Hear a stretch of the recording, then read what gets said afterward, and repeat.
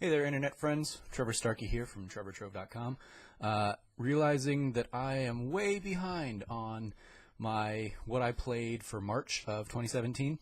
I recorded like a version of it a week or two ago, and then I realized, I don't really want to do that because I was only halfway through Mass Effect Andromeda. And didn't want to give like half a review of the game, so I decided to wait until I was done with it, Mass Effect Andromeda, and then it took me longer to finish it than I anticipated. So, without further ado, here's my belated what I was playing in March. First up, I'm going to give a rundown of all the games I played at PAX East in March. Just kind of a one or two sentence blow by blow of each of those games. So up first, I played Final Fantasy 15 Episode Gladiolus, which is the first story DLC that they provided for the game. More Final Fantasy, which is, for better or for worse, depending on how you liked Final Fantasy. In my opinion, Gladiolus was the weakest of the core set of characters, so I was not impressed with the 15-20 minutes I played of Gladiolus going on a trial against Gilgamesh. But I followed that up with my game of the show for PAX East, which was a game called Kingsway from Adult Swim Games. New game. It is a roguelike, old-school RPG type of game told through a Windows operating system, where you've got combat and traversing the world, all kind of in its own little window, and the game ends up being as much about managing the clutter of all of your open windows as it is getting through the dungeons and fighting off the bad guys and doing all that fun stuff. Really great game. Probably going to be PC only, given that it's entirely built around an operating system, but I'm looking forward to playing it when it comes out. Up next was a game called Semblance. It's a very intriguing puzzle platformer where you solve the puzzles in this game by kind of deforming the world. So you can have kind of a platform there, and you need to get this thing up here, and you basically have to kind of go down, jump up into the platform to kind of transform it, and then you can hop up and catch the thing that you need to get. You can slam back down, flatten it out. Really cool, interesting little kind of approach to the standard platformer. Y2K, a postmodern RPG, was next. And this is something I've had kind of my eye on for a couple years now, but this is the first time I went hands-on with it. It's very much an Earthbound spiritual successor, kind of love of Americana, late 90s specifically, and a lot of fun humor in there and great art style. Looking forward to playing more of that one when it comes out. Amy Gills got me on to Super Rude Bear Resurrection, so thank you, Amy Gilroy in Ireland. You wee lass. She kept tweeting that I should go check this out. She'd played it at EGX and fell in love with it, so I gave it a shot. It is basically Super Meat Boy, but your deaths, as you die, your corpses stay on the map, which actually makes the game easier to go through, so it makes it a much more manageable game than for me, Super Meat Boy was. And so, yeah, you can like land on some spikes and then die, and then you can just jump onto your dead body there, and the spikes won't kill you. So you can kind of get through the world that way, as an example. Great speed for that game, and the soundtrack was really cool too. Up next, I played Flipping Death, which is coming to the Nintendo Switch as well as other platforms. And I describe this game as basically a Double Fine adventure game. Specifically, it's like a mashup of the art style of Broken Age with like the tone and death world of Grim Fandango. But instead of point-and-click adventure, it is a platforming adventure kind of game, where you have to kind of possess different bodies and use those bodies to solve puzzles to kind of maneuver through the world. Interesting, very dark tone for something that was very heavily pitched as like a Nintendo-esque game in the Nintendo Indies event, the Nindies event for the Switch. So interesting kind of partnership there, but a fun game nonetheless. Emily is Away 2 was the next game I gave a shot to, in part because the developer, Kyle Seeley, was allowing basically anybody who played the game at PAX East, their name would be thrown into the randomizer for the game, so I decided to go ahead and log on as Snarky Starkey, But then when I wrote my preview piece for the game, I talked about how if I had really wanted to be authentic to the time, I would have put down Afro Boy Trevor. And Kyle reached out and said, oh, that's just too good, so he's going to include both of them in the game. So if you play Emily is Away 2, which is the spiritual successor for Emily is Away, different Emilys, and this time you have two characters that you're going to try and keep up with in the game that you're conversing with. You also kind of branch out into 2006 era YouTube and Facebook designs, so kind of it's definitely building on the framework of the first Emily is Away as a AOL Instant Messenger simulator, story simulator. Really great story from the first act that I played, and I didn't want to spoil myself for any more, so I'm looking forward to seeing how that one shapes up. And lastly, at PAX, I played Mr. Shifty, which just came out this week, or is coming out this week. Basically Hotline Miami, but instead of using the guns in that game, you can teleport around the map like your Nightcrawler. So that's kind of how they rebalance the game, because if you were Nightcrawler and you had guns, you would just be super overpowered. The teleporting mechanic feels really good, and the game feels very much like a Hotline Miami type of top-down, fast-paced action brawler game. So apart from Final Fantasy there, I highly recommend checking out any of those games when they come out. If you're a super diehard Final Fantasy fan, then I'm sure Episode Gladiolus will be for you as well. But for me, Kingsway was kind of the game of the show in its unique approach to building a game, and its design aesthetic was just very... I was grinning like an idiot the entire time I was playing Kingsway. When I'd drag and drop items from one place to another folder, or right click, or control click to it. Basically, the whole thing behaves like an operating system that you would expect, and it's a dungeon crawling video game. So a lot of fun there for a super nerd like me. So with PAX out the way, I wanted to touch on some of the big games I played. I really only tackled kind of 3 other games in March, so let's just kind of hit those one by one. Horizon is probably on the short list right now for my game of the year. Had a great time playing it. Standouts for me include the story and the characters, the world that Aloy exists in feels really fleshed out, and I love the storytelling and the way the story in that game unfolds. I'm not going to spoil it or anything, but you get to find out kind of alongside Aloy's journey and her figuring out the mysteries of herself, you get to figure out the mysteries of the world that was. And it was just a really compelling sci-fi story that I was not expecting. I was expecting, fighting crazy dinosaur robots, and I was not expecting the heart and the story that kind of fueled why you're fighting robot dinosaurs. So, great job on the story there. Combat, incredibly fluid, wonderful, delightful. I love the flow of combat in Horizon.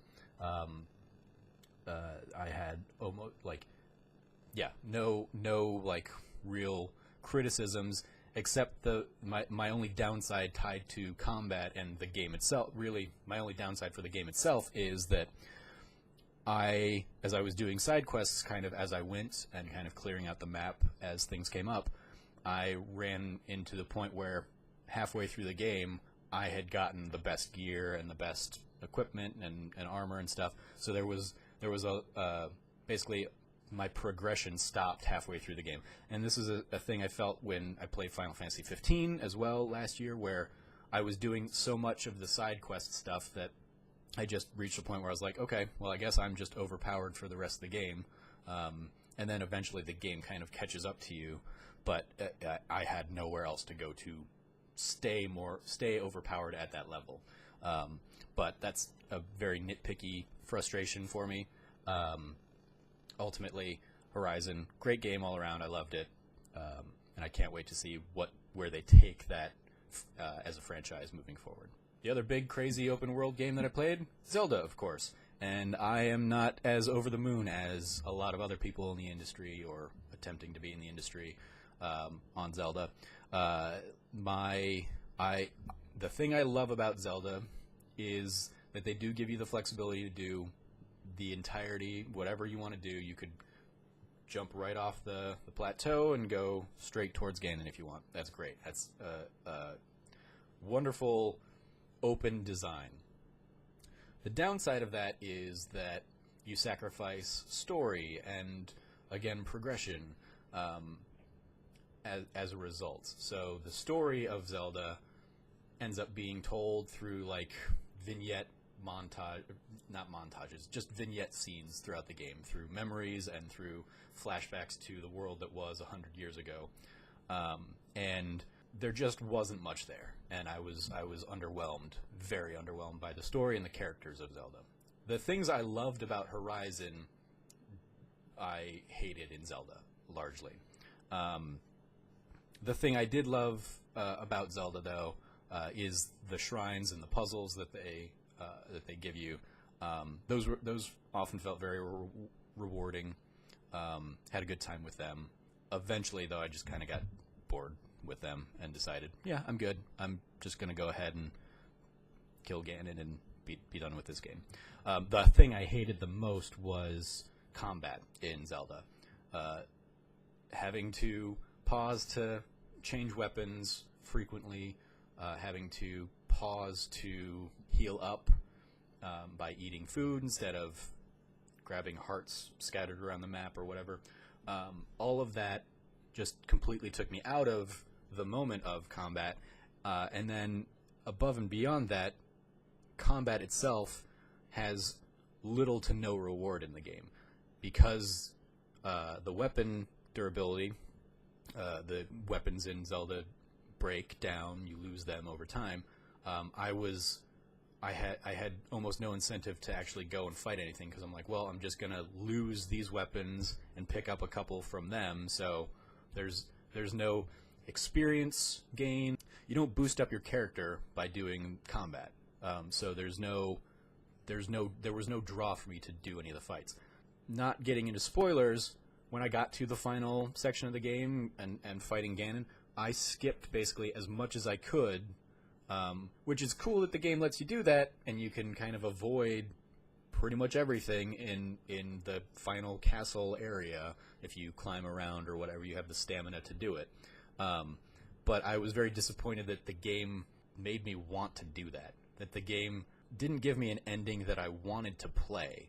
So I avoided everything I could except for the final boss, effectively. Which is not what I want from a Zelda game. I appreciate that a lot of people are loving it and thinking it's the greatest game of all time and all that stuff. It just did not resonate with me. I played it on the Wii U, but I don't envision that playing it on the Switch would have affected my opinion at all on the game. Zelda was a good game, but not, for me, a great game. Definitely not Game of the Year contender for me. Sorry. I'm sure you'll hate me in the comments. Yay.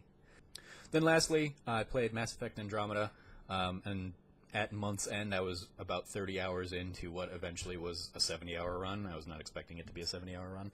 So 30 hours in, I didn't want to give my partial impressions of the game and then wait and do the final run in April, so decided to hold this video off until I was done with that.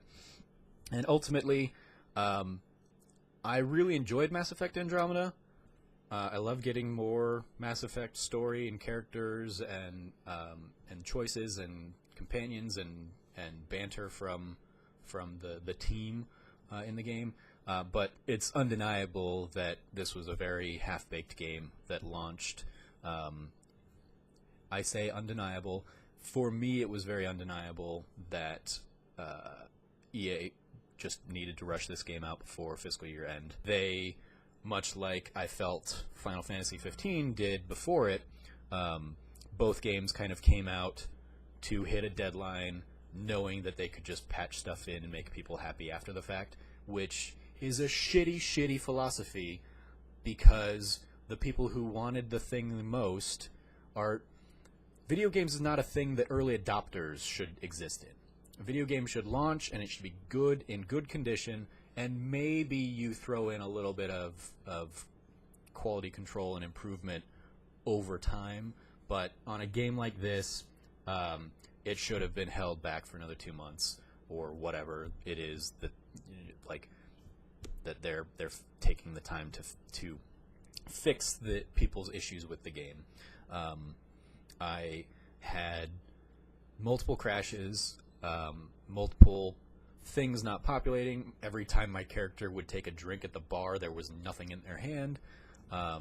There's a side quest in the game where you kind of go through and you have to go on this long, arduous side quest to collect certain things for a movie night that you're going to have with your whole crew. And in the cutscene associated with that, my character did not populate, so the entirety of my crew is sitting there around the couch watching their movie, except for my character. Yeah, it was a fun game, but a very broken game, and that's unfortunate because BioWare is going to get crapped on when it really is EA's fault, and EA has a history of doing this. I don't think EA is the worst company out there, as you will see in them winning that acclaim 2 years in a row or whatever, worst company in America. But they definitely shat the bed on this, and it's unfair to the team at BioWare, to the Mass Effect franchise and fans of the series, just like it was unfair when they did it to Maxis a few years ago, when they crapped out SimCity well before it was prepared and ready to go. So fuck EA, that's annoying. I'm really pissed off about that. But the game itself was still a fun, enjoyable time. I poured, like I said, 70 hours into it, beat the game, did most of the side quests. Really, the only ones I didn't do because bugs and glitches basically stopped the quests from progressing. I would create something that it told me to create, or craft something, or whatever, and the game didn't register that I'd done it, so it's just sitting there in my tasks or my to-dos or whatever, and I'm like, I did that, I'm not going to go and do it again. I can't do it again in some of these things, and the game just didn't register that I'd completed those tasks. So again, like, fuck launching broken games, and fuck launching the minimum viable product. This is a dangerous trend that I hate in the industry, and we're seeing it far too often. So that's the sour taste that's left in my mouth with Mass Effect Andromeda. I love the story. I'm interested to see where they go with it, but I'm really pissed off at the quality that they gave me that story in, because it's a letdown. It shouldn't have been that way. They should have taken another month or two, polished the bugs, fixed their stuff, and then give us a great experience. And they didn't. So that sucks. So that's what I've been playing. That's what I played in March, and then a little bit into April. April, at this point, is probably just going to be me talking about Persona 5. I'm looking forward to that when that happens. And I hope you come back and tune in when that happens.